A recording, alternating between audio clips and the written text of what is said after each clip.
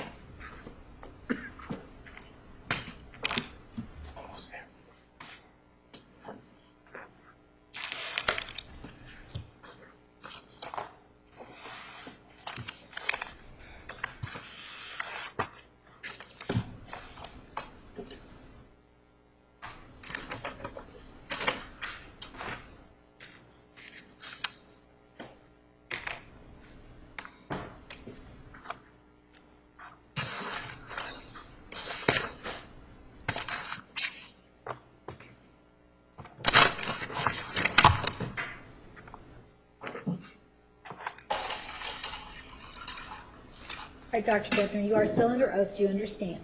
Yes. Are you ready? Yes. Mr. Martinez. Sir, where we left off yesterday, we were talking about statements by the defendant to another psychologist about this alleged incident of January 21 of 2008, correct? Yes, sir. And those allegations by the defendant were made after she was arrested, correct? Yes, sir. And they were made a couple of years after she was arrested, correct? I believe about a year and a half. And this was a year and a half after the arrest, correct? Yes, sir. Before that, there had been no statements by her to anybody else, correct? Objection, foundation, and knowledge. Overruled. You may answer. Not that I'm aware of. And you reviewed, according to you, voluminous documents in this case, right? Yes, sir. Lots and lots of documents, right? Yes, sir. And nowhere in those documents before that is there any indication of this revelation by the defendant to any person, correct? As far as I remember, that's correct. And additionally, there's nothing in writing or any report whatsoever by the defendant prior to this disclosure to this psychologist. In all the records, there is nothing in writing, correct? Objection, asked and answered. Overruled. That is my recollection.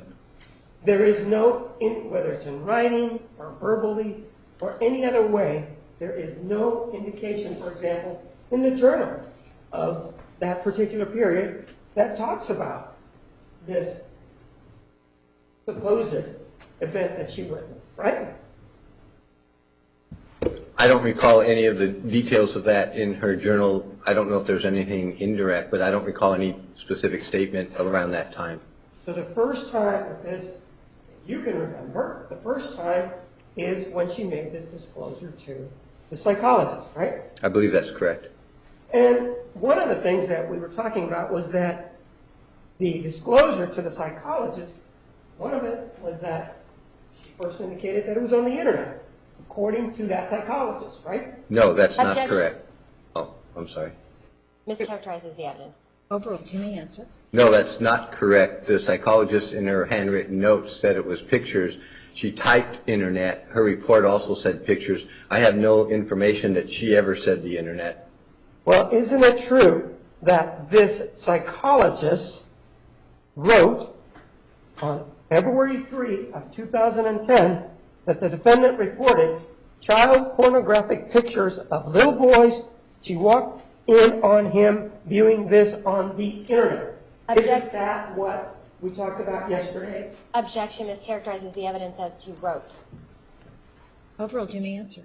No, that's not what we said. In fact, we showed yesterday where she wrote pictures on the bed. She typed internet. Her report said pictures on the bed, so she evidently typed it incorrectly according to her written notes. Well, what you're now saying is that you can go back and you can sit next to this psychologist and say she was wrong when she typed this in. That's what you're telling us, right? Objection argumentative. Overruled. You may answer. No, what I'm saying is her handwritten notes, which she obviously took then, says pictures on a bed. Her report says pictures on a bed. I don't know. I'm assuming she typed it wrong. You're correct. That's correct. You're right. I do not know. I did not talk to her. That would be the assumption since it was handwritten.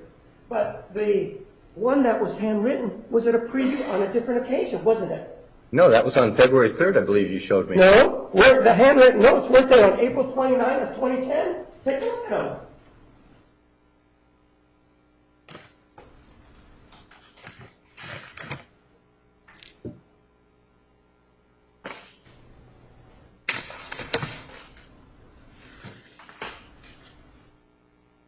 And if you need them, I have them right here. Oh, yeah, that would save some time, sure. Take a look at it.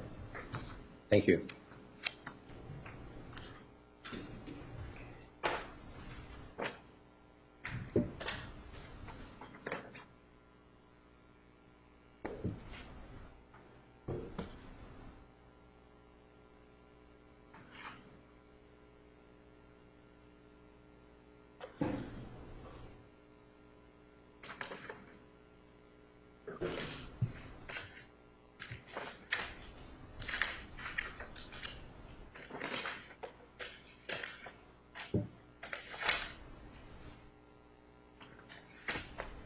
Take a look at exhibit number 827. Let's correct the whole set.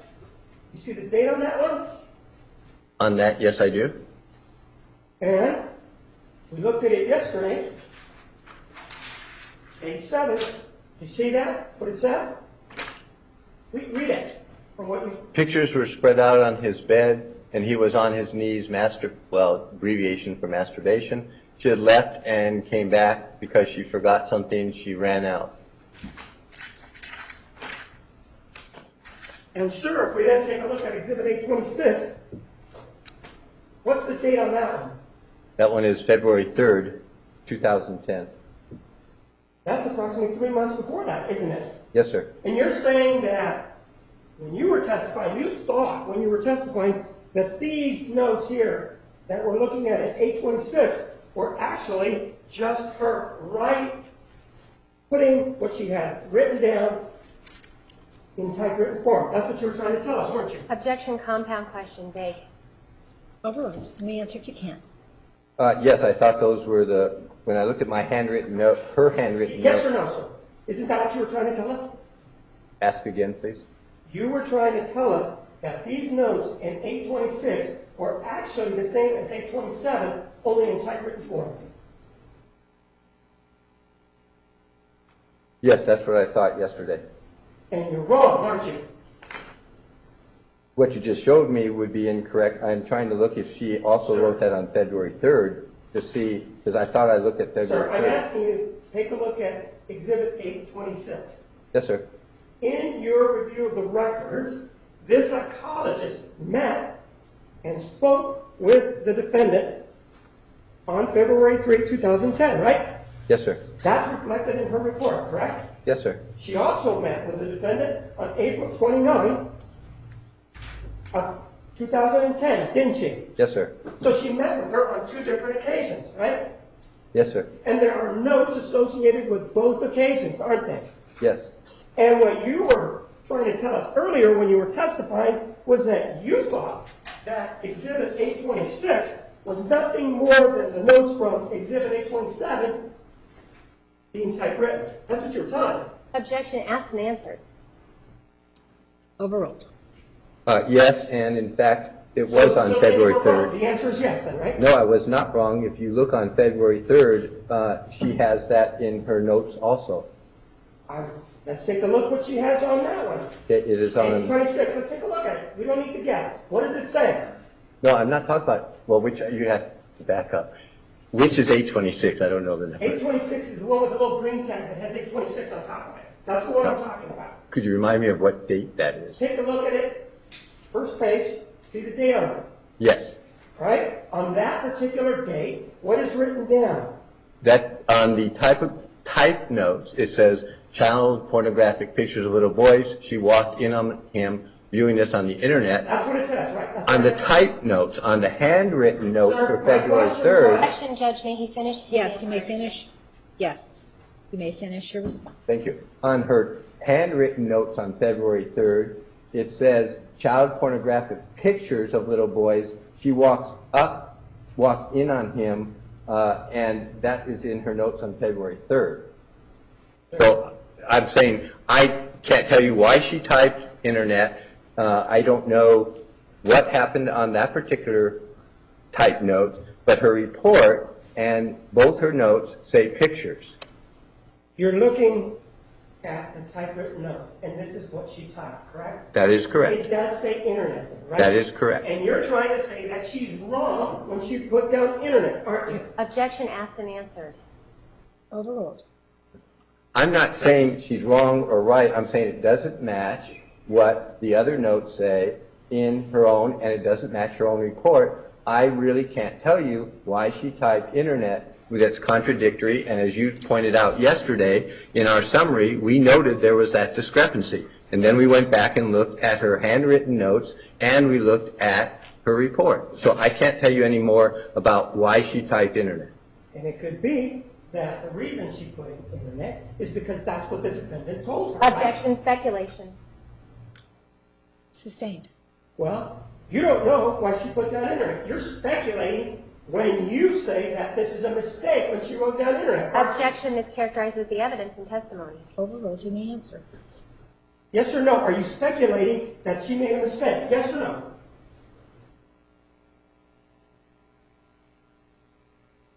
I can't answer that because I'm not All right, speculating. okay, let's move on. Sir, with regard to, you initially thought, well, I thought, when you were first confronted with this, you said, I thought he was looking at printed pictures. That's what you initially wrote, right? Wait, Objection, In your foundation. summary. Overruled. I'm Objection. back up. Foundation, which summary? Sustained. We discussed your summary. Do you remember that? Yes, sir. And we just discussed one summary that you gave to us in September, or gave to me in September of 2014. You remember we discussed that? Yes and no. It turns out that's not September. Your date was Sir. wrong. Do you remember that we had an interview, right? Yes, sir. And that you gave me some notes in September of 2014. Do you remember? Yes. Yes. And then you signed them, didn't you? Yes. So you did give me some notes in September of 2014, didn't you? Yes, sir. We discussed a summary that you had given previously, didn't we? Yes. And that summary that we had given previously, in it, it indicated, I thought he was looking at printed pictures, right? Yes. That was the note. Yes or no? That was the note. Yes. Yes, summary. And then, as we go along, when we're talking about this so same first summary, you indicated it contradicts the psychologist's notes about the internet. Didn't you write that down? Objection asked and answered. Overruled. Something to that effect. Well, why don't you get your notes out and take a look at that? Is that for your summary, or do you want to look at that? I'd have to look at yours because that was changed, as you pointed out, because we keep updating. So the old one I don't have here. If you And in could, terms of the changes, the state didn't make the changes, did we? that's correct. You made the changes, didn't you? That's correct. You made the changes from the first one, which is 828, over to Exhibit 829, right? Well, we made numerous things. That Yes or started. no? Did we make some changes from 829 to 10, whatever you just said? Yes, we did.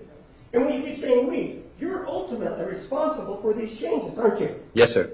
And so, take a look at this page right here.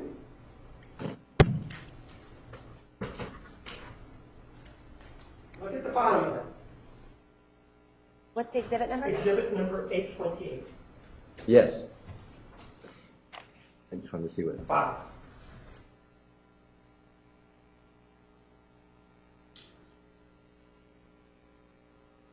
Yes, sir. And doesn't it say that you say that it contradicts the psychologist's notes about the internet? Yes.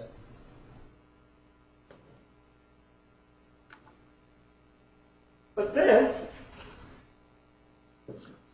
you changed your position on that, didn't you? We changed our note, yes. I'm not asking about we. You told me you're ultimately responsible, right? Yes. You're the one testifying here, right? Yes. Nobody else is up there with you, right? Objection argumentative. Overruled. No, that's pretty obvious. Well, you kept saying we. I meant you're ultimately responsible for this summary, aren't you? Yes, sir. And in this summary that you provided me back in September of 2014, you changed your position from the previous one that we have just discussed, didn't you? It's not a position, it's a note, a question, and yes, we changed the question because we spotted a discrepancy, so we noted it. It's not a position. It's just a note that we explained to you, and we explained that as we correct things, we make changes, and then we sent you all the changes. You changed the written words from what are in Exhibit 828 to what's in Exhibit 829, didn't you? Yes. And the words that are in Exhibit 829, when they refer to the notes in 826, which are the type notes, you now say, not clear if also reviewed hard copies. Yes. Right? Yes. So now there's a position because now what you're saying is it's not clear if she also reviewed hard copies, right? And then when you're talking about, Objection, compound question. Sustained. and then when you're talking about, Objection, Judge, he wasn't allowed to answer the first part it of was sustained, so moving on. Next question. And so when you then reviewed this psychological evaluation, that psychological evaluation or the report was on June 18th of 2010, right?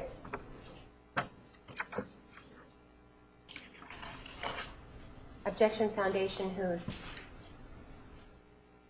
I'm sorry. Foundation, psychological report by whom? Sustained.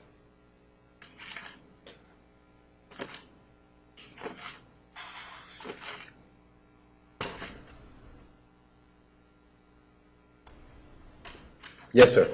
You reviewed it, right? Yes. And after you reviewed it, you wrote down, now you changed your position and you thought, after reviewing this, that there were two separate incidents of viewing this material by Mr. Alexander. Isn't that what you then postulated? No, we asked the question if there were. Which is postulating it out there. That's asking a question, isn't it? Yes, sir. And so what you did is, rather than going back and saying, perhaps this person is making it up, you continued on and you said, let's give her the benefit of the doubt. Objection, vouching, foundation invades the provenance of the jury. Overruled. You may answer. No, benefit of the doubt isn't even an issue. We raised the questions and then we answered them. We found that her typewritten notes did not match. We found her report and her handwritten notes said the same thing. To verify again in my interview, which you have the notes, I asked Ms. Arias the exact same question and she confirmed that she had always said pictures. That's the only thing I can go by. I'm not trying to make any assumptions other than that, but it looks like her notes, her typewritten notes, psychologist number 1, did not match anything else she had. I can't tell you why she did it or why she didn't. We asked questions to ourselves, which is what those comments were, and then we tried to check it out, which we did, and then which we reported. Are you done? Yes, sir.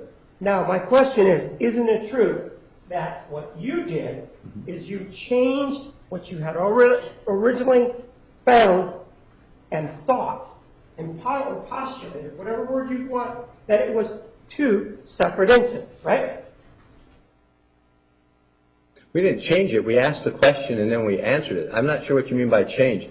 We asked several questions throughout the 2 years, as you saw and you see in our summary, and then we tried to answer the many as we could, including those that we thought were more important. This we thought was important, so indeed we tried to answer it, and I believe I've now answered that, what we found. I can't tell you why it's typed.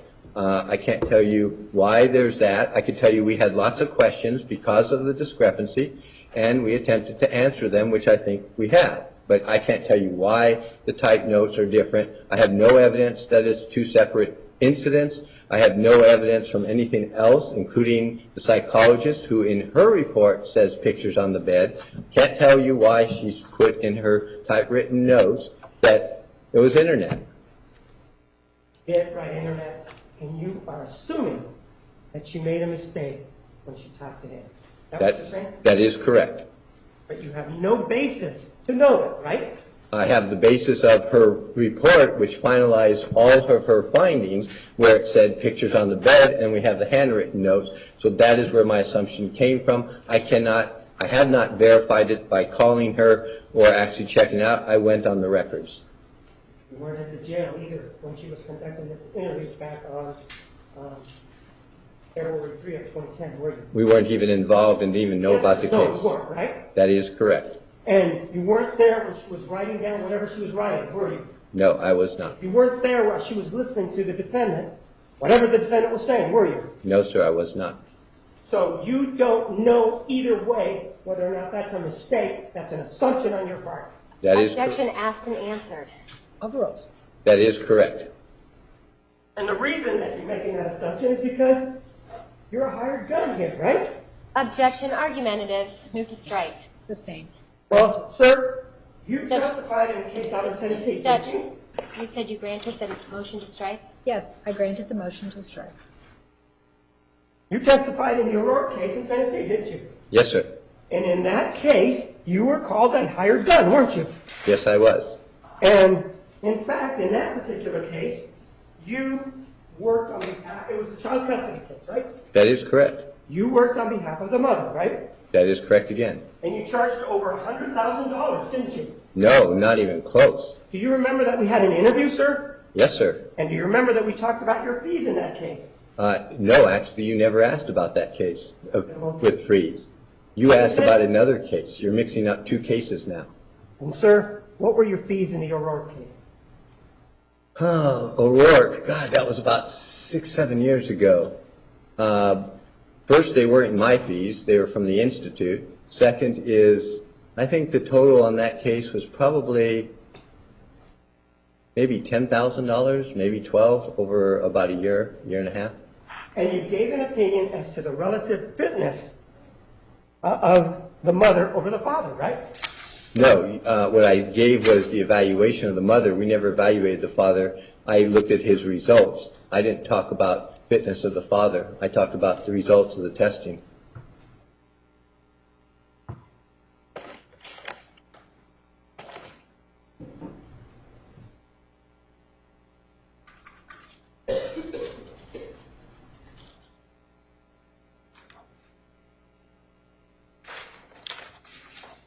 Go ahead.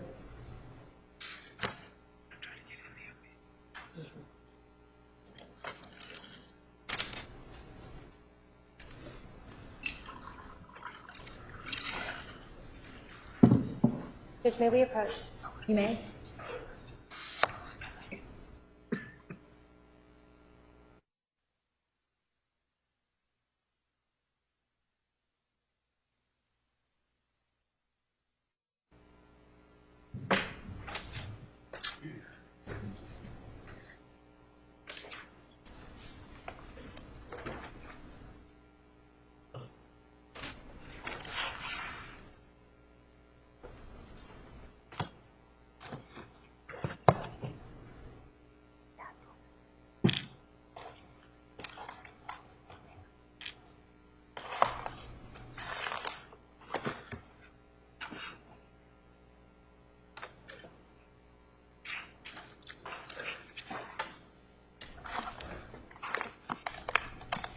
Or isn't it true that you gave an opinion as to the relative fitness of each parent, even though you never met the father?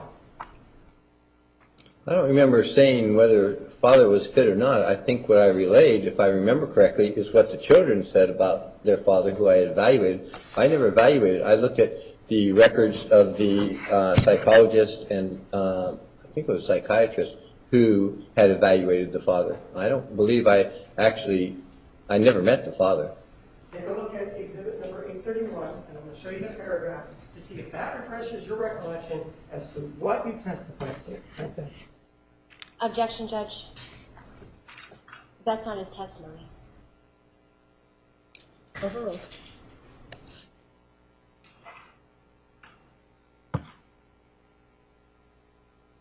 And the paragraph was this one. I just make sure I'm reading the right one. You're talking about this one right here? Because that's what I just read. I just want to make sure. Oh, I'm sorry. This one here?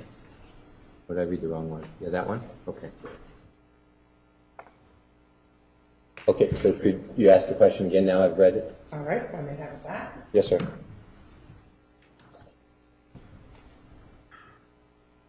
Isn't it true that you gave an opinion as to the relative fitness of the parties for parental responsibilities even though you never met the father? No, that is not accurate. Okay. And isn't it true that you testified that no other psychologist or psychiatrist possessed the same credentials that you did, and so you believe that your opinion was better than anybody else's? No, I did not say that either. Okay? In fact, my recollection is Well, I testified about my that's the question. credentials. Thank you. Okay, thank you. No question before you.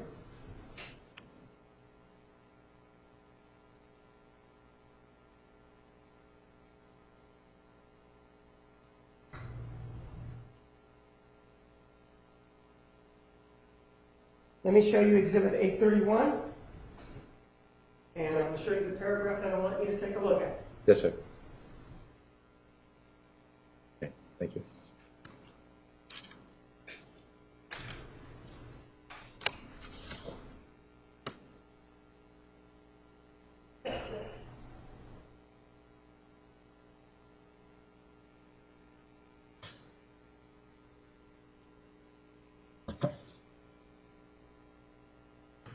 Yes, sir. Got it? Yes, sir. Isn't it true that you testified that, in that case, that the credentials of the other individuals that testified rendered their opinions suspect?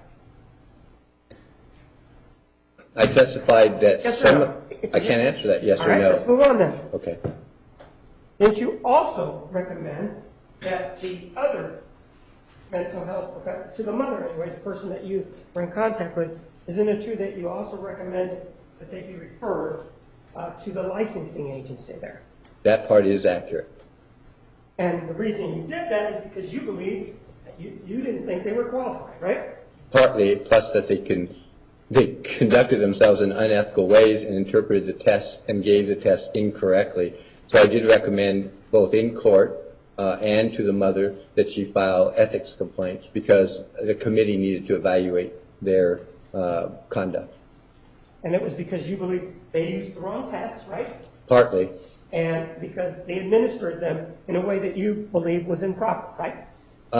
In this particular case, that's correct. Sir, one of the other cases that you testified in was also a case involving Clark versus Collins. Do you remember that case? Not the case. I remember that name comes up in these cases. Right, and that was a criminal case out of Texas, right? I believe so. And isn't it true that the court in that case found that your affidavit lacked credibility because it was based on hearsay information supplied by the defense counsel? Objection misstates the opinion.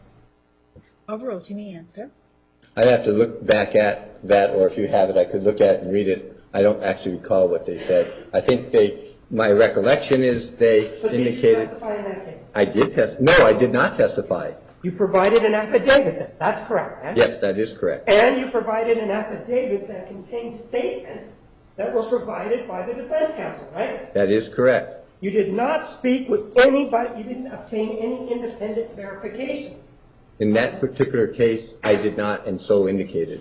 Pardon? In that particular case, I did not, and I so indicated on the affidavit. So the answer is no, you did not obtain independent verification of defense counsel statements. That is correct. And it's true then that your affidavit was found to lack credibility, right? Objection misstates the entire opinion.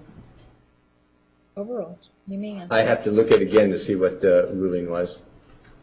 That was an appellate court ruling, by the way.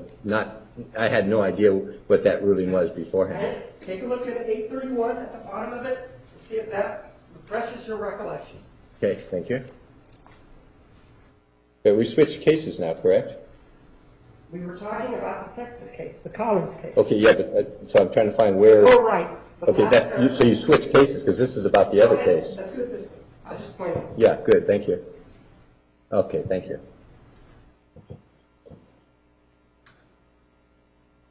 Okay, this is not the actual case, you realize, so I don't know what the actual ruling was. This is cited in another case about another case.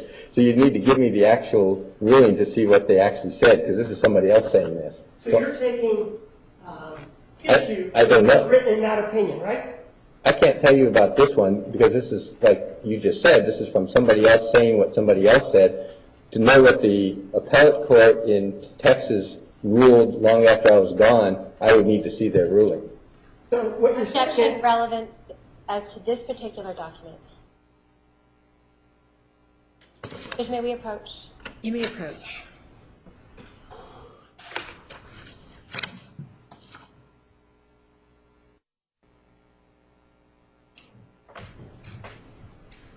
sir, you reviewed that paragraph, haven't you? Yes, sir. Does that refresh your recollection as to what happened in the case in Texas? Yes or no? Somewhat, but I don't know what the actual ruling was. Somewhat. And so then you do agree somewhat with what's written here, then, right? No, there's lots of, oh, I'm sorry. Objection mischaracterizes the testimony and it mischaracterizes the opinion. Overruled. No, there's a variety of things in that paragraph. Answer's no. You don't agree with it. Judge, may he finish his Can't, question? yeah. Yes, you may finish your response. I can't answer that yes or no because there's parts in that paragraph that, Not responsive to my question. All right, next question. Sir, you also testified in Hawaii, didn't you? On the French case, didn't you? yes, well, there's two French cases in Hawaii, so there, Well, which let's one? talk about, wasn't it true that in one of the French cases that you testified, your testimony was excluded? Objection. No, Objection foundation as to which French case? Sustained. Which two cases did you testify in, sir? There was a criminal case and there was a family court case. And in which of those cases was your testimony excluded, sir? My testimony was not excluded. There were certain things I was not allowed to say in the criminal case because of the law when one of the attorneys asked me a question and there was an objection and the judge said I shouldn't answer that, which I didn't. And so I guess later on the other attorney appealed it and the appeals court ruled that that was right. That testimony should not be allowed and the judge was correct. So you did follow these cases, and you do know the history of these cases that you were involved in. That one, At least as it applies to the French case, then. I know that one because you asked Yes or me. no? No. Objection, may he finish his answer? Yes, you may finish your response. I did not follow these cases. In fact, when it was brought up the first time, I just remembered I had testified. I don't know any of these things. You're talking about appellate court rulings that have happened years after my involvement was over, and I didn't know about any of those. I don't get those. I'm not involved in the case. So the only way I found out about these cases was an attorney who asked me about them after the fact. And I had no idea what the appellate court ruled in any of the examples you have just given me until later on when somebody asked me or showed me something that they had ruled. Are you done? I am now. Yes, sir. With regard to the case in Hawaii, Yes, sir. isn't it true that at some point, whatever you said was excluded? Yes or no? I don't recall being Yes or no? excluded. You I don't don't recall? recall it being excluded. I recall that there were certain questions I couldn't answer. Sir, you also testified in a case in Louisiana with the last name of Sepulvado, right? Wait, say that? I couldn't hear. Sepulveda. Remember testifying in that? Actually, I remember the name of the case. It was a capital case. I don't actually remember where it was, and that was, geez, maybe 20 years ago. I don't actually remember any of the details. That one nobody has asked about that I recall. You're not a medical doctor, are you? That is correct. You are a psychologist, right? I am a psychologist. Right. You're not a psychiatrist, right? That is correct. That means you did not go to medical school, right? Objection asked and answered. Overruled. That is correct. And so, as a psychologist, you can, in that particular case, you tried to testify as a medical doctor, didn't you? No, sir. Isn't it true that you tried to testify of the effects of brain damage on emotional functioning? As a neuropsychologist, which I am, and I'm board certified in that, not as a medical doctor, as a neuropsychologist. And with my training and board certification, that is exactly what we do and have done for now probably 25, 30 years. And I still do that, as you know from the trial here. In fact, you tried to testify here, or you did testify here, as to the effect of the gunshot in the previous case, right? And the trajectory of the gunshot, right? I Yes or testify. no? I can't answer that, yes or All right, no. we'll move on. Okay. Sir, you work for Alliant International University, right? I didn't hear what you said. I do work for it, yes. You do work for it, right? Yes. And you're the head of something called the Institute on Violence, Abuse, and Trauma, right? Yes, sir. And that goes by the acronym IVAT, right? Yes, I'm its president. And is that the nonprofit, or is it the one for-profit?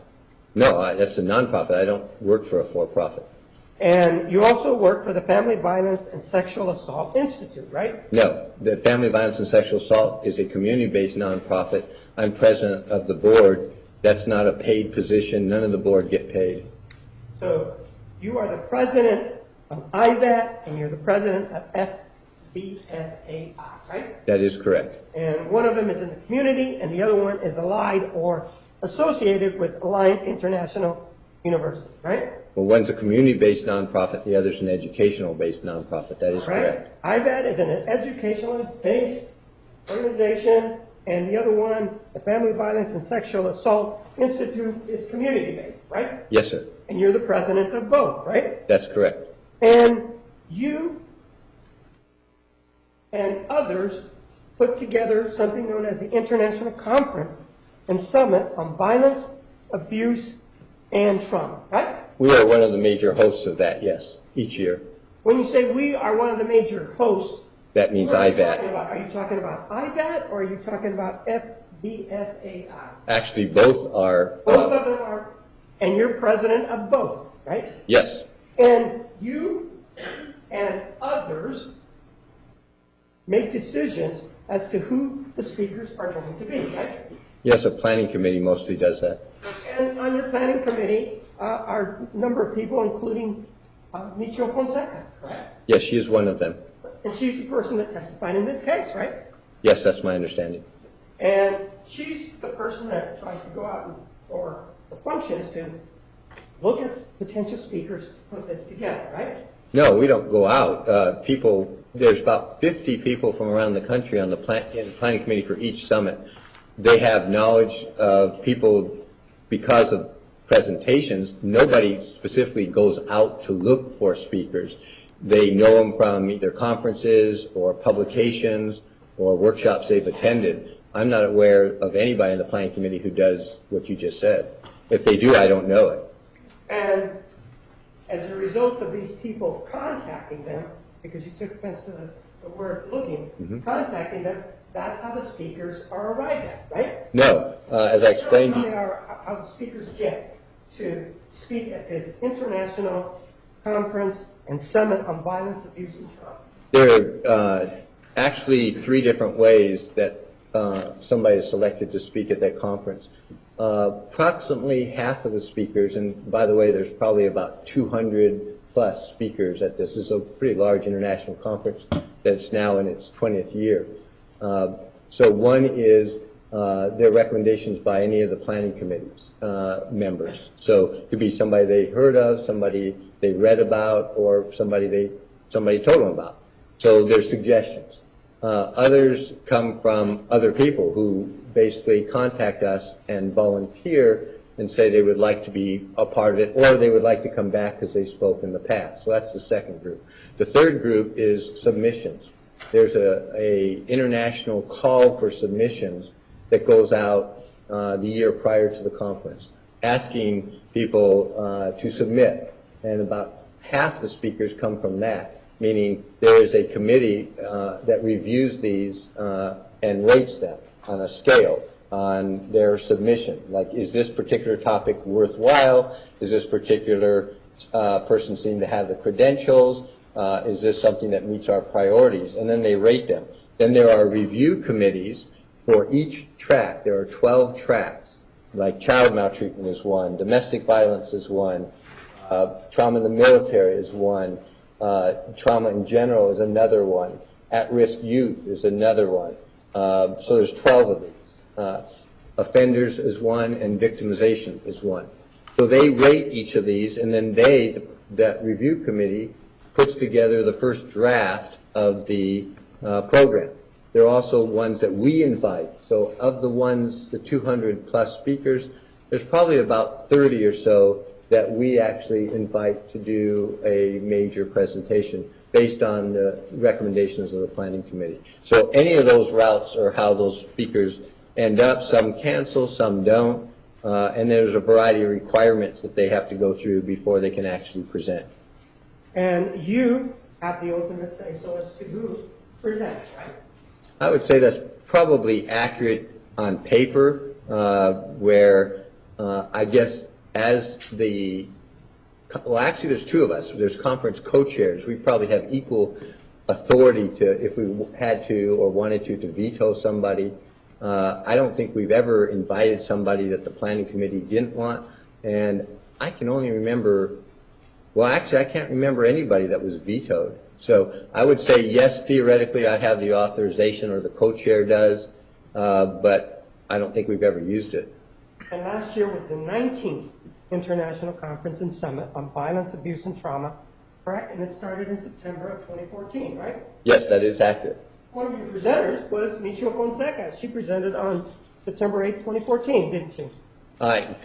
Yes, she presented. I don't know the date. I don't have the program with me. And this was in San Diego, California, right? Yes, that conference is held in San Diego.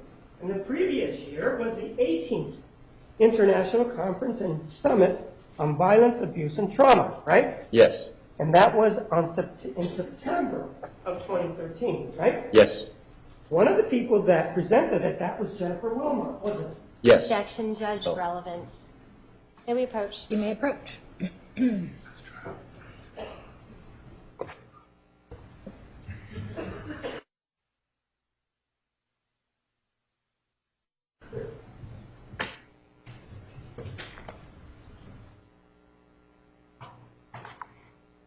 so that seminar was, quote, testifying in high-profile family violence cases, correct? Yes, sir. That was the title. Yes.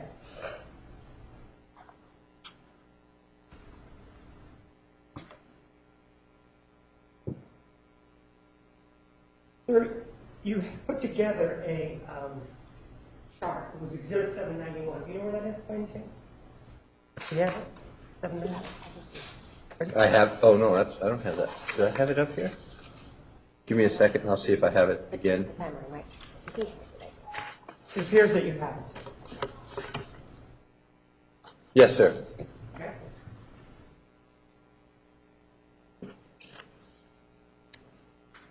And this is something that you helped prepare, right? Yes, sir. Your staff did most of the work, didn't they?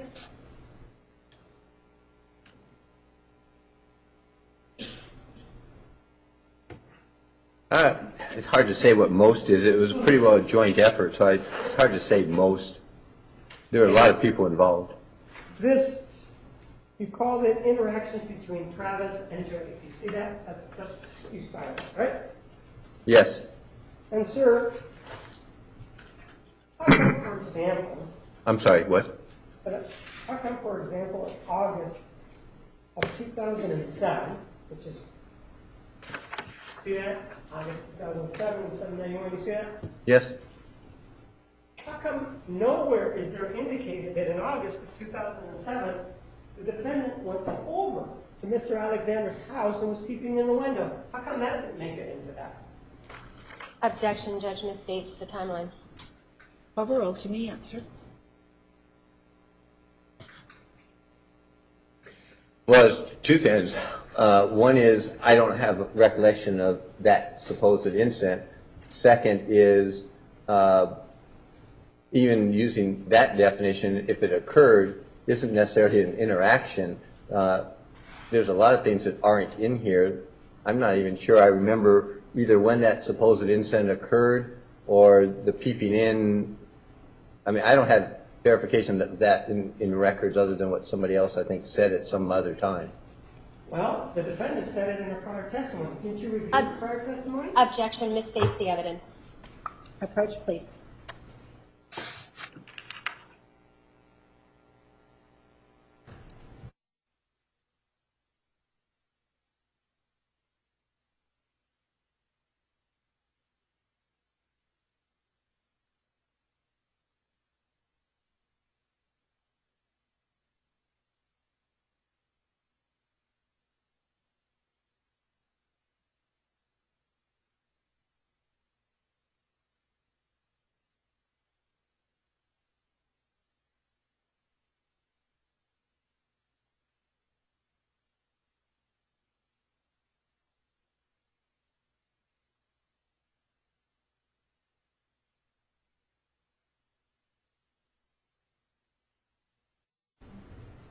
The objection, the question, will be disregarded by the jury. Isn't it true that the defendant testified that she went over to Mr. Alexander's home in August of 2007, and that when she went into the backyard through the sliding glass door, she saw him on the couch making out with another girl? I don't know the date, but somewhere in, that doesn't ring a bell for August because I believe in the timeline there is a comment about her walking in with him on another girl, but I don't remember it being in August. I would need to look at the actual testimony or if you give me a second, let me look where I have that in the timeline. Go ahead, show me where you have that. Yes, give me 1 second, please.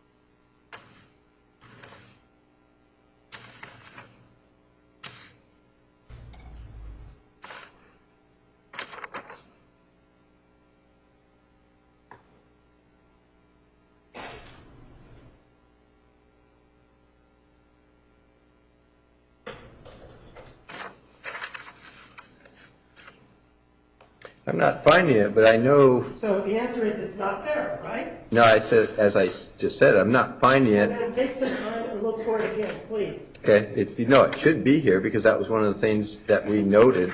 So take a look at it again. Take your time. Judge All right, misstates- ladies and gentlemen, we're going to take a 10-minute recess. Be back in 10 minutes. Please remember the admonition. You are excused.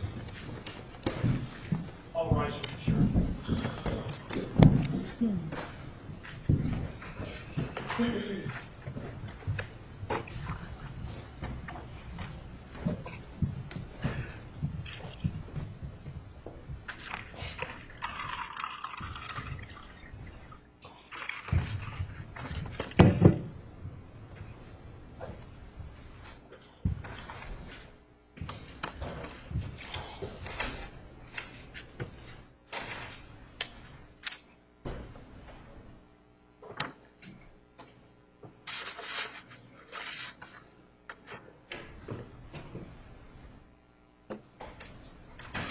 Ms. Wilmot, did you want to say something else on the record? Oh, no, Judge. Okay, all right, great, recess.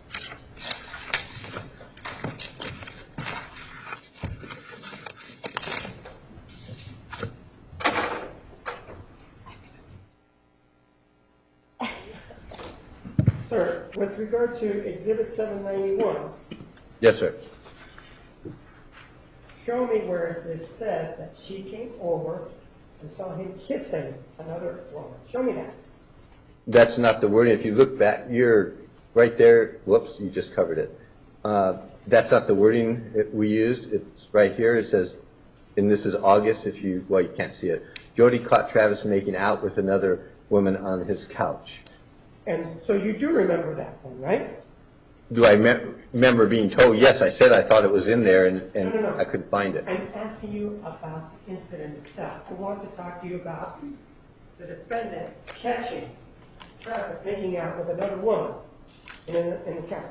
They weren't dating at that time, were they? Objection, Foundation, who? Named. Well, it says Jodi and Travis there. Let's talk about those two, okay? Yes. Does say that, right? Yes, sir. Jodi caught Travis making out. Jodi and Travis weren't dating in August of 2007, were they? I think we're going to need to define what we mean by dating, because as you can see in this whole chart, they continue to have sexual interactions, meet with each other. So I don't know how we can define that as not dating, because officially they weren't dating. So That's my question. Isn't it true that they broke up in June of 2007? Officially, that is my understanding. Well, you spoke to her about it, and she told you the reasons why they broke up in June of 2007, right? Yes. And the reason is that she went into his phone and found some texts, right? That was one of the reasons, yes. She snuck into his phone to do it without his permission, right? She did look at it without his permission. While he was asleep, right? I can't remember if she was asleep or in the shower, but somehow she had looked at his phone, yes. And this was while she was still living in Palm Desert, correct? I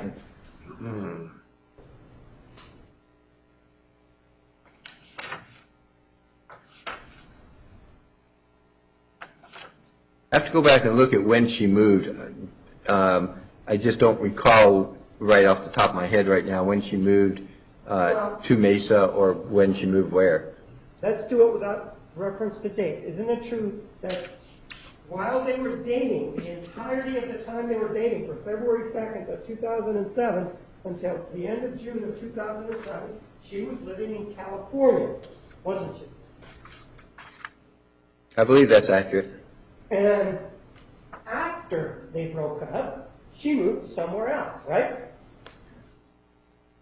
Yes. She moved to California again, another place in California, right? That is my recollection. I mean, I'd have to look to be sure, but that sounds correct. And your chart here has that. In May of 2007, she moved from Palm Springs to Big Sur, California, right? Yes, that is correct. But you corrected that and said yesterday was Palm Desert, right? Yes. I didn't write it down, though. Was Palm Desert. That is an error. Sorry. And one of the things that you testified to involved an affidavit of an individual that worked with her when she moved from Palm Desert to Big Sur. Do you remember that? Yesterday. The affidavit of somebody who worked with her in Big Sur, you mean? Yes. Yes. You were talking Yes. to us about it yesterday. Yes. And do you remember telling us that in this affidavit, this individual indicated that there was this change in her aspect? Do you remember that you emphasized that for us yesterday? A change in personality, I think, is what we talked her about. Personality, right. Yes. And you attributed that to her relationship to Mr. Alexander, didn't you? Objection mischaracterizes the evidence and testimony. You may answer. I think we were talking yesterday about... Yes or no? I can't answer that yes or no, because I think yesterday we were talking about overall, we weren't pinpointing a particular issue. We were talking about people who identified changes in personality as an issue. I don't recall us pinpointing a specific, say, okay, because of that incident, her personality changed. I think we were talking in more general terms. So her change in personality, as you sit here today, as denoted in that affidavit, was not due, you can't say that it was due to anything having to do with the relationship with Mr. Alexander. I'm not sure that's an accurate statement. I think that's way too absolute and general to say has nothing to do. Everything we read in the journals and everything we've been talking about obviously has to do with Mr. Alexander and their relationship. So I think that's probably an oversimplification. Well, let's talk about what you told us yesterday. Okay? You talked about that move as it applied to Mr. Alexander. Do you remember talking to us about that and the change in personality? I didn't talk about Objection asked and answered. Overruled. I didn't talk about the move. The move, what we talked about yesterday was, did anybody outside her identify any changes in her over time? And that was one example. I don't remember saying anything about, quote, the move as of being the cause or anything. I don't even think that was asked. Isn't it true that she moved from, you say it's Palm Springs, to Palm Mesa, Desert. California, Right. in May of 2007? Yes or no? Yes. Palm Desert. All right, Palm Desert. We've already established that. Yes. She moved, and as one of the people that saw her after the move was this individual in the affidavit that you discussed yesterday, right? Yes, sir. And he discussed changes in personality, right? Yes. And as you sit here today, are you attributing those changes to the relationship between the defendant and Mr. Alexander? Yes or no? Among other things, yes. So you're saying, so what other things then do you attribute the change in personality to, if not to Mr. Alexander? What else do you attribute it to? Well, if you remember, we talked about a whole bunch of things, including not only somebody else's personality, but their relationship, how they react to the relationship, the up and down of the relationship, the manipulate. You don't attribute it to just one thing. It's a whole combination, as we talked, because some women who are in a similar situation were able to set boundaries. So it's a combination of all these. It appears that you're trying to make it simple, as if it just led to this. And one of the things I explained is things are a lot more complicated than that. So the changes in personality, you're the psychologist, you're the expert. In your opinion, those changes in personality, were they due to the interactions between the defendant and Mr. Alexander? Objection asked and answered several times. Overruled. You may answer.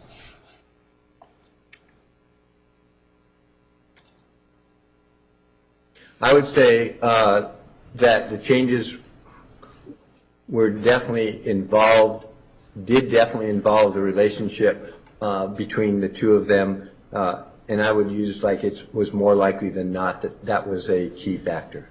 Yeah. That's what you tried to tell us yesterday. More Yes. likely than not, the personality changes were due to the interaction between Mr. Alexander and the defendant. Among other things, but yes, that was a key factor would be a good way. At that time, she didn't know about the text messages, though, did she? I'm not sure what you mean by the text Well, she hadn't message. gone into his phone yet. She went into his phone in June, didn't she? Objection knowledge as to what else Miss Arias was aware of. Overruled. That wasn't the question. You may answer the question. The question was, she wasn't aware of the phone until June, is that what you asked me? No, I'm talking about the text messages in the phone. Oh. We previously started talking, do you remember, that the reason that she broke up with him was because she found some text messages in the early part of June of 2007, right? Yes. And this was when she went in without permission, right? Yes. And so in May of 2007, this was not an issue for her because she hadn't seen the text messages. Objection as to knowledge whether or not it was an issue at that point in time. Sustained. Well, you're the expert and you're making an assessment as to her personality, right? You said, let me do it this way. You said that in May of 2007, this co-worker talked about some personality changes in Miss Arias, right? Okay, that actually is not what I said. In fact, if you remember the affidavit, it didn't say May, it said summer. I don't think we narrowed it down that a personality change occurred in May. She went back there in May and started working there in May, and this person had contact with her. I can't tell you if that person, because they said summer, it could have been May or June or any time in there. Let's make it June then. Do you know whether or not it was before or after she had seen the text message? No, because he didn't say. No, I don't know if he is referring to a personality change. Reading the affidavit, he's talking in general. I don't know if he's talking about a specific date. That would be correct. And this personality change, whether it's June or in May, in your opinion as an expert, does that relate to her relationship to Mr. Alexander? Objection asked and answered. Overruled. More likely than not, it is a key factor. Yes, I would say so. Key factor to you means a large contributing factor, right? And the word I would use would be important. Important contributing factor, right? Yes. Well, this personality change, couldn't it also be due to the fact that she just lost her house? Objection speculation. Overruled. If there was nothing else that went on and somehow she lost her house, would that lead to a personality change identified by others? I think in the realm of possibility, that could be possible depending on the circumstances of losing the house. And she was having financial problems too, wasn't she? At that time, wasn't she? Somewhat, yes. My understanding is she was. So she's having financial problems. She's been in this house and she's forced to move because it's being repossessed, right? Objection misstates the evidence. Overruled. I don't know that part. I'm not aware that it was being repossessed and that's why she moved. If you have that, I would have to just refresh. I just don't know that. So what you're saying is you don't know whether or not the house was repossessed? I don't recall that issue currently. If it's in the records, then we reviewed it, but I just don't have a recollection of that specific thing. Isn't it true that before she moved, well, weren't there financial problems associated with the house in terms of being able to make the payments for the defendant? She couldn't do it, right? Well, she did not do it. Whether she could or not, I don't know that, but I do know she did not make the payments. And by this time, in May, Mr. Brewer had already left, hadn't he? That is my understanding. He had gone back to California, right? Well, that is California. Well, okay, to a different place in California, right? That is my understanding. And in fact, he went back to the same general area that she went to, didn't he? I believe so, but I'd have to refresh it to be sure. One of the things that you told us about the defendant was that he is not aggressive. That's what you told us, right? As a personality trait, that did not show up in history or in the testing. Right. That's what you told us. That's your opinion, right? Yes, sir. In terms of the relationship with Bobby Juarez, you're familiar with that, right? Well, as much as I read from the records, I mean, yes. As much as you are with anything in this case, wouldn't you agree? No, I mean, I have more personal knowledge because I've talked to Miss Arias. I never talked to Mr. Juarez. We've talked to some of the collaterals. Some is from the record. So there's different levels of familiarity. She told you about it, right? Yes. You talked to her. You wanted to know about it, didn't you? Yes. And during that relationship, she told you about the breakup, right? Yes. And the same thing with Matt McCartney. She told you about that breakup, right? Yes. And with regard to, for example, Matt McCartney, isn't it true that she told you that he was unfaithful, right? I don't know if she used that word, but I'd have to look to see. But yes, that he was, I actually don't remember the wording, but that idea, yes. Well, if you don't remember the word, what is it that you remember about why they broke up? Yes, that he, well, I just don't remember. She said unfaithful. She said he was involved with another woman, I believe. Okay, being involved with another woman, how did you take it as a psychologist? I would have taken it the way you did. Which is that he was being unfaithful, right? Yes. And what was her name?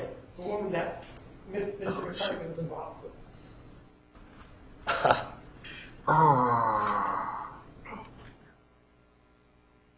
If you told me, I would probably remember it. I'm not remembering it right now.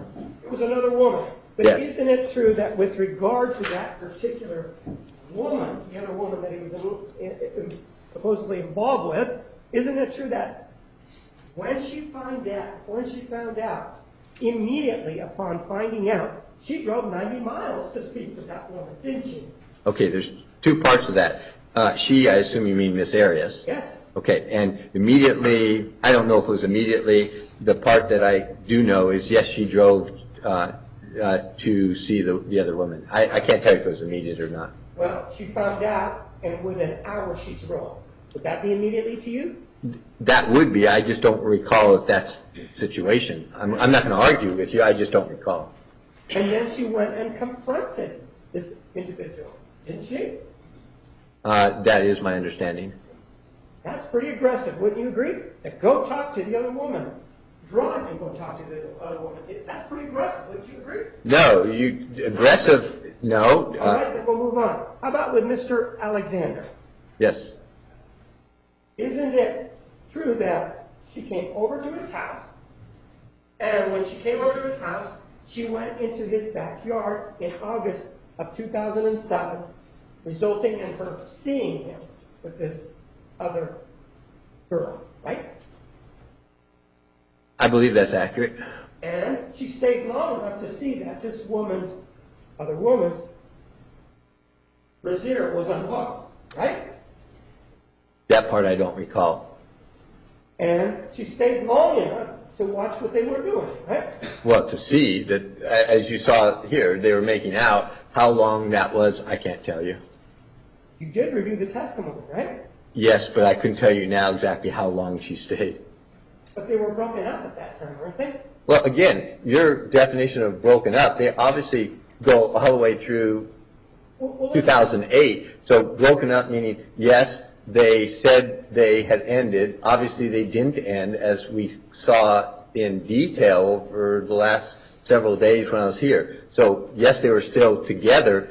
Whether they were, quote, officially dating, I don't know if anybody said they were or not, but it was obviously they were involved. Per her words, isn't it true that she indicated that at the end of June, she broke up with Mr. Alexander? Isn't that what she said? Yes. So using that definition, okay, they broke up as of August of 2007, right? Objection, relevance, foundation as to the definition of breakup. Overruled. You may answer. Well, from what we just said, yes, she indicated they broke up, but then she also indicated they continued to see each other. Right. But she did tell you they broke up, yes or no? Yes. They may have engaged in sex afterwards. They may have. They did, according to her, right? Well, according to the records. I mean, you have a lot of... Told you. Yes, definitely. But they were broken up, Well, again, according to her words. Objection, foundation for the definition. Overruled. Okay, so, yes, we've already said several times that she indicated and they indicated they broke up, but we also said they continued to see each other for another year almost. So if you keep saying they broke up as if they were no longer seeing each other, but that's not accurate. I'm using it as she's using it. And all right? we Can both... we agree to that? Yes. She said they were broken up. Can we agree to that? Yes, we can. Objection, relevance, knowledge as to how she's using it. Overruled. Judge, may we approach? Yes, you may approach.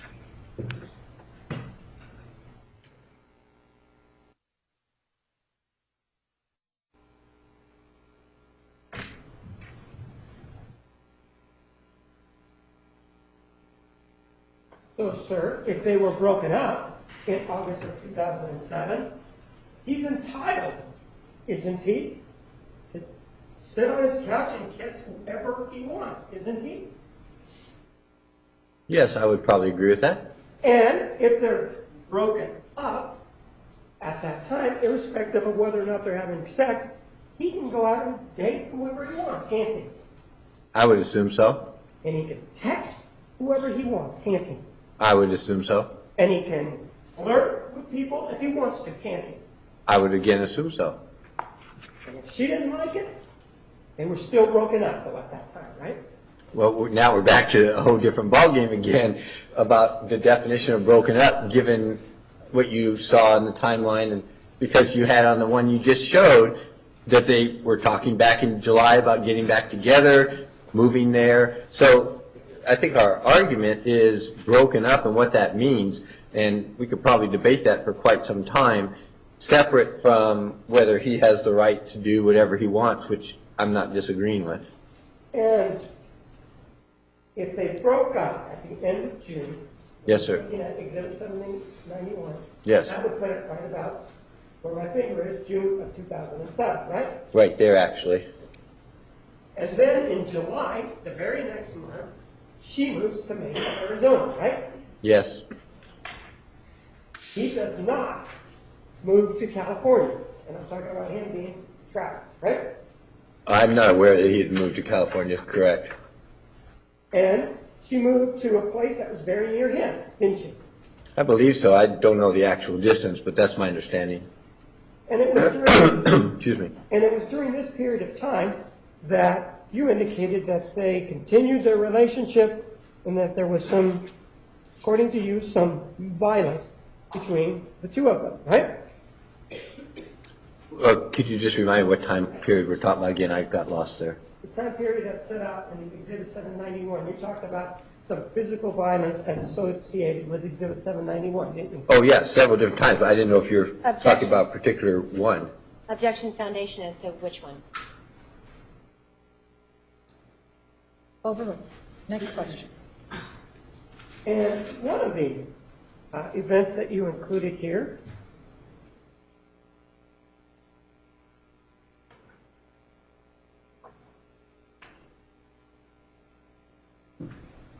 was on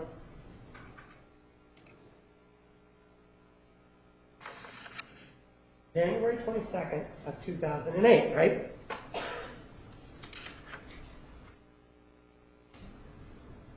Oh, yes. Yes, sir. You see that? Yes, I do. And, sir, in it, it says that Travis asks Jodi for $250. Jodi says she can't. Travis accuses her of being selfish. Travis grabs Jodi. I am fucking sick of you. Body slams her and kicks her in the ribs. Second kick breaks her left ring finger, right? Yes. There is no other time that he ever is accused of breaking her finger, right? By Miss Arias, you're talking about? Accused by whom? Is there any indication in everything that we have ever reviewed that Mr. Alexander ever is alleged to have broken Miss Arias' finger more than one time? Oh, more than one time? No. That's the I'm only not. time. Right? Yes, but you said two different things there. You So the talked answer about. is right. Wait a minute. You said the date and one time. Now, yes, I'm only aware that her finger was broken once, but then you also said on this date, and my recollection is there's something in the records where somebody had some other date there, but that when we finally went back and forth, we narrowed down to this date, but I'm only aware that her finger was broken once. And this is the date that after the alleged masturbation occurred, right?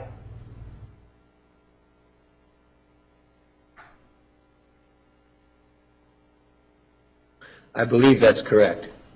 Well, you've reviewed the records, right? Yes. And in reviewing the records, isn't it true that that's That's what the records show. I believe so. I think up here it was the day before is what the best we could narrow down, I think, if my recollection is correct. I'm asking you, so, My recollection is that the incident with the masturbation was a day or so before this incident, something in there. a day or so before, isn't it actually one day before? That, yes, but as I told you, we had a lot of difficulty trying to track exact dates, and sometimes, we pointed out, I think yesterday or Tuesday, we were off a day or two, but we kept trying to get as accurate as possible. But in the accuracy here, you're going through the date, but you, in terms of the date, leaving that aside, what you have here, Travis asked Jodi for $250, Jodi says she can't, and the rest of it, that's accurate. As far, Date may be off, but that's accurate. as far as I can tell. Well, you're the one that reviewed the records, right? And as far as I can tell, that's accurate, yes. Okay. And isn't it true that on the day that she alleges that she saw this masturbatory activity, that she also had sexual intercourse with him that day? I believe it was late. I don't know. Is that later or earlier? I believe that was later, either that evening or sometime, yes. Right? Even though she'd seen him doing this, she went ahead and had sex with him anyway, right? Yeah, I'm not sure. You just said something, though. You said intercourse, and I don't actually remember what type of sexual interaction they had. Well, you define intercourse as including oral and anal. Oh, no, I define sex as being oral, anal, and vaginal. I didn't use the word intercourse. Usually I think of intercourse being vaginal, but I don't think I used it in that definition either way. They had sex. Yes, Right. that is my understanding.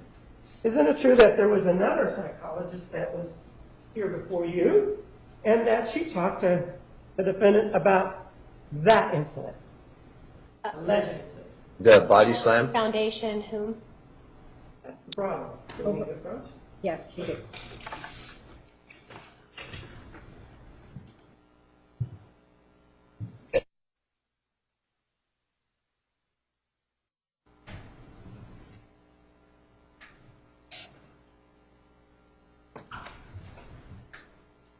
May continue. The first psychologist, sir. You know what I'm talking about, right? First female psychologist? Yes, sir. Yes. And she interviewed, as you know, the defendant on February 3, 2010, right? Yes. And during that interview, and wouldn't you agree that the conversation in February of 2010 was a lot closer in time to this alleged incident of domestic violence than you, who interviewed her 3 times years later? Yes, I would agree. Isn't it true that at that time, let me go ahead and mark this.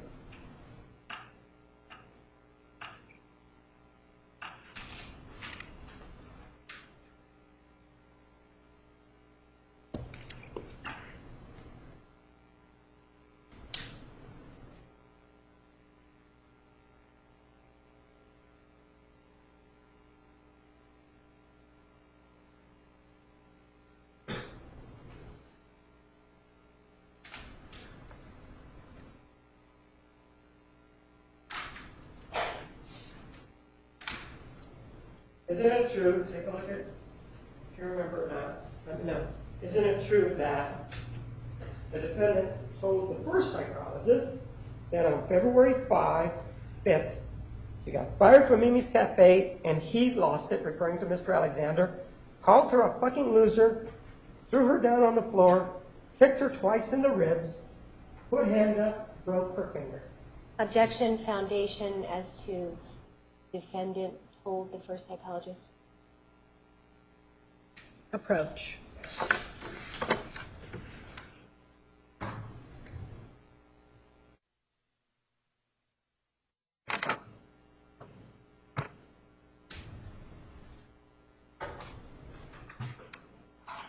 In these doctor's notes, it does indicate that the defendant told her that on February 5th, the defendant got fired from Mimi's Cafe and lost it, called her a fucking loser, threw her down on the floor, kicked her twice in the ribs, put hand up, and broke her finger. Same objection. Overruled. Right? That is in the notes of the first psychologist, or first female psychologist. And take a look at Exhibit 832. That accurately reflects that, correct? Oh, you got typed. Well, hold on, I was looking for handwritten notes.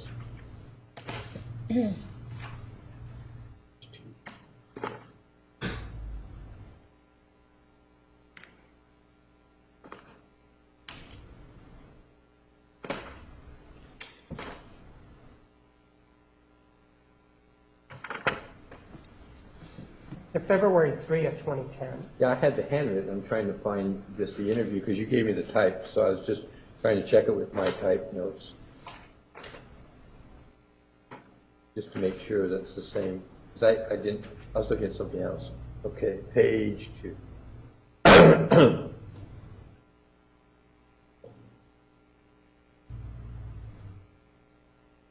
Yes, that's an excerpt from that page. Correct. That refers to that. Yes. I move for the admission of Exhibit 832.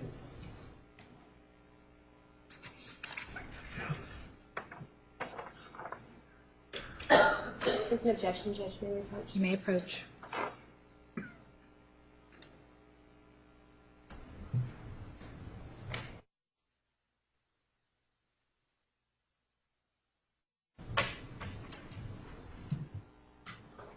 Exhibit 832 is admitted. 832.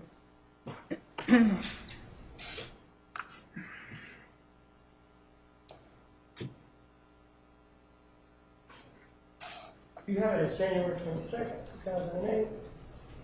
Yes. And then this is 832.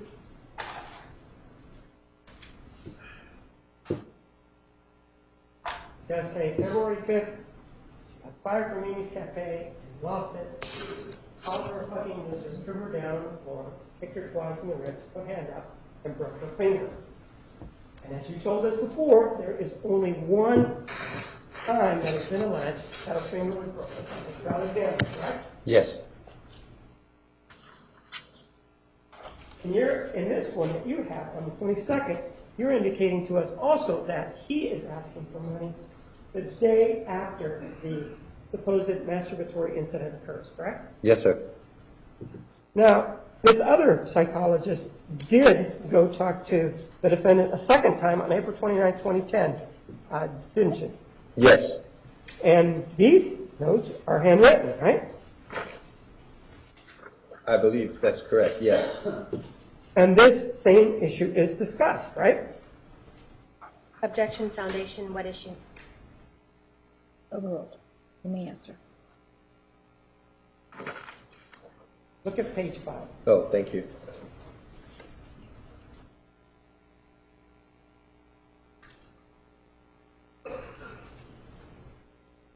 Yeah.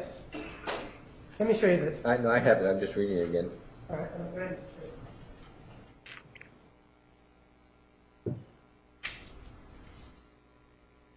Yes, I have it. I can show you the Oh, excerpt. okay.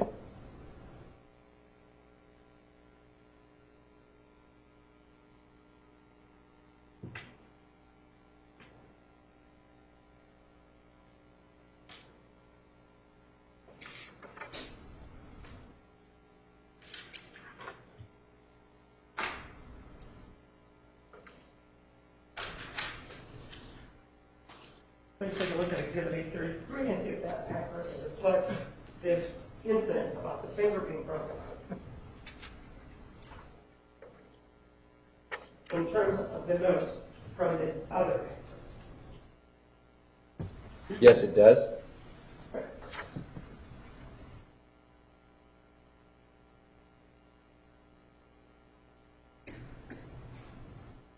I move for the admission of Exhibit 833.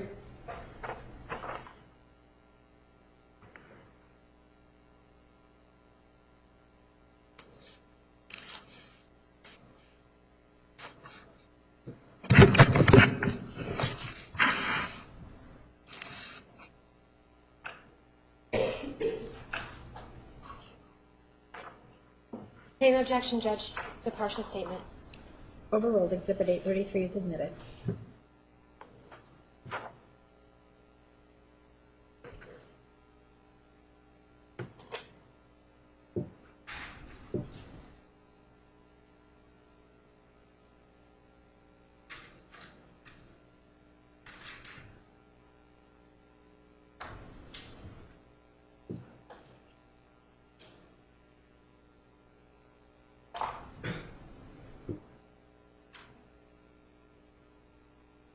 does say the date is February 5, 2008, right? Yes. Fired from Mimi's Cafe. He got so pissed off, called her a loser, and then there's something there, etc., probably. Yeah, it is, etc. Threw her on the ground, carpet, yelped. That hurts, kicked her, and put hand down, kicked her hand, broke her finger, still disfigured, correct? Yes, sir. And then on the left it says that didn't, and then it's something crossed out, hurt bitch, but don't, something it did. If you'd like, my interpretation was, so don't cry like it did. Right? And that's in quotes, meaning that's supposedly what she said, he said at the time. And she actually, the defendant actually has a journal entry for... Oh, I'm sorry, it's not cry, it's act. I'm sorry. The defendant actually has a journal entry for February 5 of 2008, doesn't she? Well, yeah, you have to look at it. It might be February 6th. Pardon? It might be February 6th. Remember I said we had dates that we were trying to narrow down? It was either, you may want to actually look on February 6th. Right. February 5th entry, okay? Okay.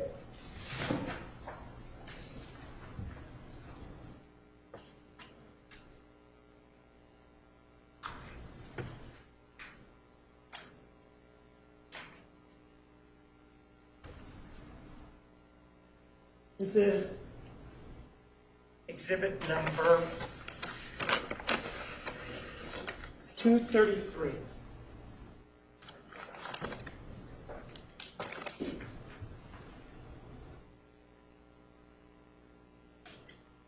See, that's February 5, 2008, right? Yes. Talks about some things. Yes. Then we go to the next page, Yes. and it talks about other things. Yes. So far, nothing about this fight, right? Correct. At least I didn't see it there. Yes. You're familiar with it, though. You've read these. Yes. Then Well, we look at the other page, and then one of the paragraphs starts out speaking of the dear T-Dog. right. We had a great conversation last night, right? Yes. And goes on. Yes. Then the next page, it talks about some things like he's well invested, so worldly, he's going to be all right. As for his good works, go with his mission and all of the baptisms, including mine, and all of the temple work. He will have a great reward in heaven as well. I love him truly, and I want. I'm curious, what are you writing down? I'm writing down a note to remind me that she was fired, that this confirmed she was fired. Don't you please pay attention to my question. I am. Go I ahead. want the best for him. And then it says, on another note, I got fired today. Yes. That is consistent with Exhibit 832, saying she got fired for Mimi's, right? Yes. And the date, right? Yes. It's both of them are February 5. One of them talks being fired at Mimi's. The other one talks about on February 5th being fired, right? Yes.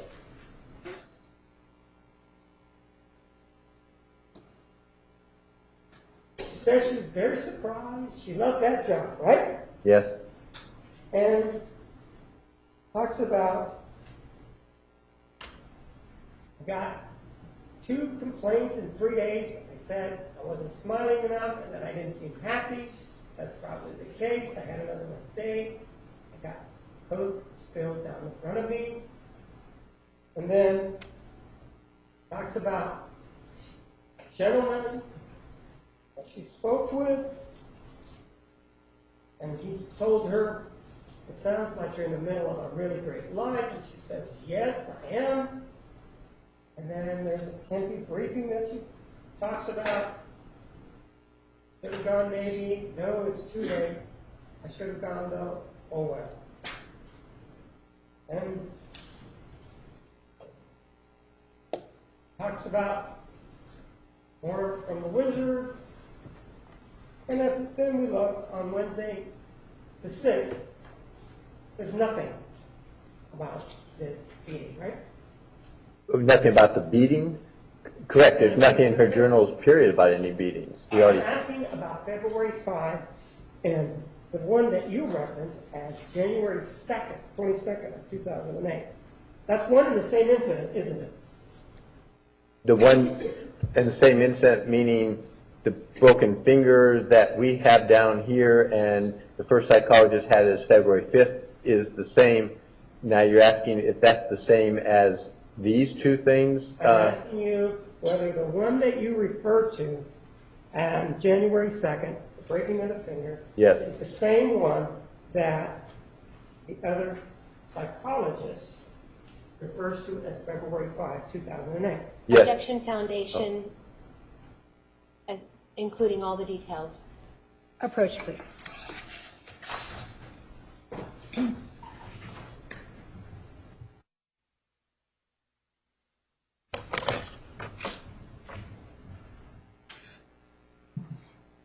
So, sir, your January 22nd, 2008 is the same incident that is referred to in the in the exhibit 833, handwritten notes from the other psychologists. Well, can you go back to that for 1 second? Because there's two different parts of that. It is the same as this one down here. It's not the same as this. This has both of these on the same day. We do not have them both on the same day. We all agree she was fired on February 5th. The discrepancy between her notes and ours is this part of it. And it could be that you're wrong, right? As to the date. It could be. Right. You're not saying she's wrong. I'm just saying, when we put together all the records, interviews, and everything else, it looked to us, and that's why you saw it on the timeline, that this actually happened January 22nd. But at least as to this other psychologist's rendition, there is, in this journal at least, reference to Mimi. Yes, Hers. the Mimi stuff, we don't disagree. We both have that. What I'm saying is, there's at least partial corroboration as to this other psychologist's rendition, isn't there? Version? That part and the part of calling her a loser, we both agree. I'm not asking about what you agree. I'm asking about whether or not, I'm talking about the journal, and I'm talking about this other psychologist's notes. In terms of agreement, these three different sources talk about being fired, right, from work, right? Yes. And in terms of yours, you do not have that on there, do you? No, we do have the firing there. We agree. That's what I'm saying. It's right here. So the firing part is, No, let's go to January 22nd. Read that to me. okay, well, Read that to me, please. Travis asked Jodi for $250. Jodi says she can't. Travis accuses her of being selfish, grabs Jodi, I'm fucking sick of you, body slams her, kicks her in the ribs.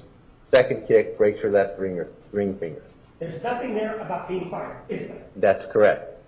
And sir, with regard to your issue here, you also indicate that Travis asked Jodi for $250, right? Yes, That's a loan, right? I assume so. Well, you wrote it down. Don't assume. Well, I didn't say it was a loan. I just said he asked her for it. Okay. So, was it a loan, or was he just asking her for it? Objection knowledge foundation. Overruled. I can't tell you whether it was a loan or asking. All I saw in the records is he asked her for $250. I don't know if they said it was going to be a loan. I just can't tell you either way. You saw it, and that's why you wrote it down, right? Yes. It's not here in this exhibit number. It says 242.002 on this one. But What, pardon, what is not? The loan? You're talking about the money part is not on Yeah, January 22nd? right.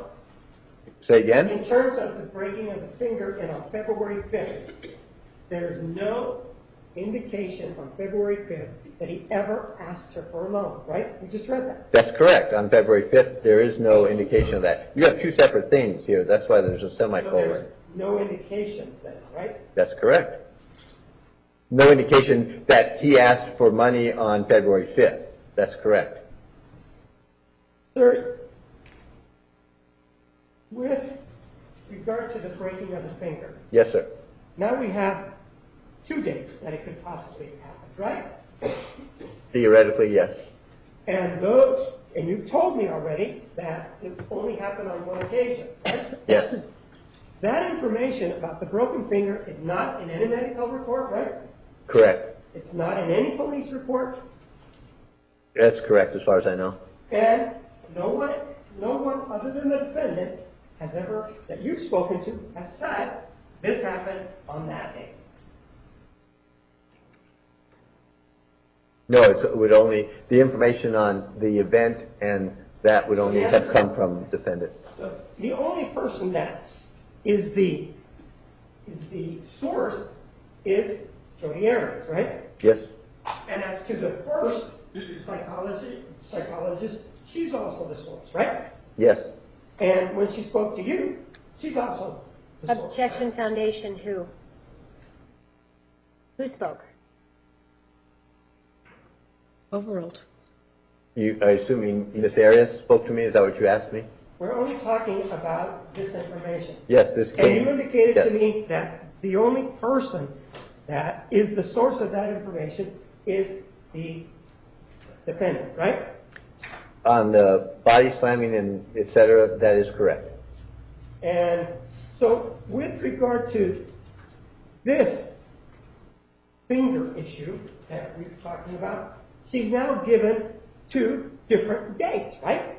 All right, you, Objection knowledge as to Ms. Arias giving different dates. Sustained. Well, this information as to the broken finger on January 22nd of 2008, show me in a document that that's when that happened. Show me in a document other than one provided by the defendant. Show me. Objection, Judge, may we approach? You may.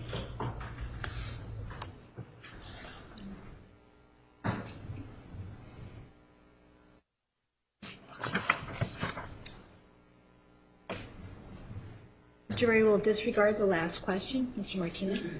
What is your source for telling us that on January, or writing down here, that on January 22nd, 2008,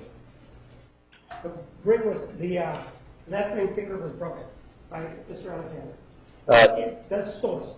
the source would be her prior testimony, and I have to double check if that exact date is in my interview notes, but she would be the source. And she is the only source for that, right? Yes, that is my understanding. And with regard to the conversation with the other psychologist on February 3 of 2010 as to the broken finger, the defendant is also the only source, right? As far as I know, that's correct. Well, it was a clinical interview, wasn't it? Yes. And as to the interview by the other psychologist on April 29, the only source was the defendant, right? Yes. You cannot point to anything other than the defendant for this right here, right? Objection asked and answered. Overruled. That's correct. You do talk about the defendant apologizing, or not the defendant, but Mr. Alexander apologizing, and he said to you that's significant, right? I don't know if I said it was significant. I just noted it, yes.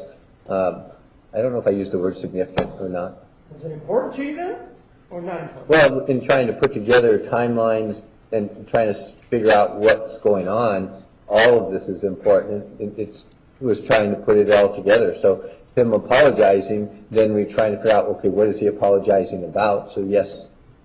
So it is important to you that he apologizes, right? Yeah, I mean, not the apology per se, but what led to it, and does that corroborate something else?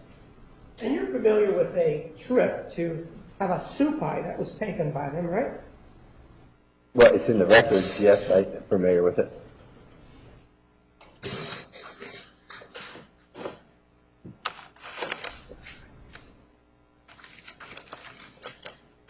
Let's talk about that. And that was a trip where somebody by the name of Daniel Freeman went, right? You've already told us that, right? I believe so. And the other individual that went was Desiree Freeman, right? Yes. And the defendant went, right? Yes. And Mr. Alexander, right? Yes. And that is one of the things that she does write about in her journal, which mine is 242.001 at the exhibit. Yeah, could you tell me the date just to remind me? Let's take a look at it. Oh, okay. But again, okay. So See that? yes. That's what I was trying to find. It says, a crazy day, right? Why don't you please take a look at the monitor, please? Yeah, I just want to get to the same spot so I know where I Go am. to your timeline. I just want to. Yes, I am. A crazy day. It's a day Dan Freeman, Desiree Freeman, and Travis Alexander and I hiked to have a soup pie in the Grand Canyon. Does say that, right? Yes. We had a rough start to the day and almost didn't go at all. To be quite truthful, it was devastating for me, and I had a subtle negative impact. It had a subtle negative impact on most of my day, even during the happier moments. The events of this morning and a few others overshadowed a large portion of the day. The four of us were quite miserable during the second half of the hike down. And then she talks about we stopped frequently hiking during the heat of the day. She goes on down and she says, Travis apologized to me for this morning, saying it was 90% of his fault. That's what she wrote, right? Yes. You're familiar with the argument that took place before they went, aren't you?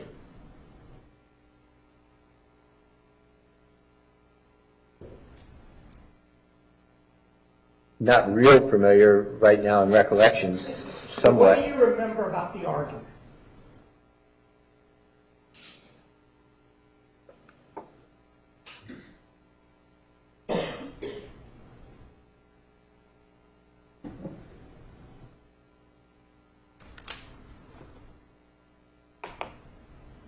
The only thing I can recall right now is there was an argument and he yelled at her. I actually can't remember right now what it was about. You don't remember what precipitated it? No, not right now. Well, actually, it was the defendant. Do you Objection remember? misstates the evidence. Overruled. Let me finish the question. Do you remember that it was the defendant who had a backpack full of toiletries that she wanted to take on this hike? Do you remember that part? That sounds familiar. When you say that sounds familiar, it sounds like you don't remember. Do you or don't you? I don't recall the details. When you said that, I recall reading that, but I can't tell you. I don't recall the actual details. I'd have to look it in my notes. And do you remember who it was that talked to the defendant about the weight, initially, about the weight of that backpack? No, I do not. Actually, in the testimony that we've heard, it was actually Daniel Freeman. That would be definitely possible. And do you remember what the reaction was by the defendant to him being upset about that? Objection misstates the testimony. Overruled. No, not off the top of my head now. She got upset. She got very upset. Do you know what Mr. Freeman did, whether or not, what he did with regard to her backpack? Do you remember that? Objection, Judge, misstates the testimony. And there's no question the stated testimony. Overruled. However, we are going to take the noon recess. Ladies and gentlemen, 1 o'clock, 1 o'clock. Please remember the admonition. Have a nice lunch. You are excused. All rise for the jury.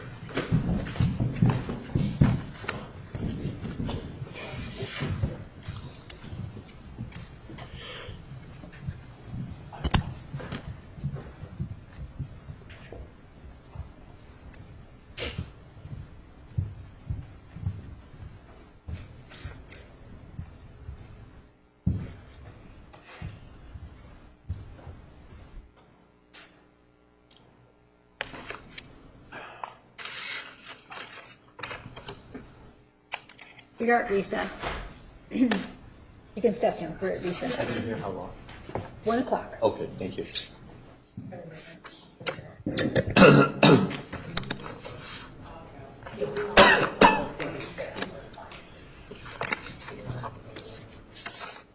it.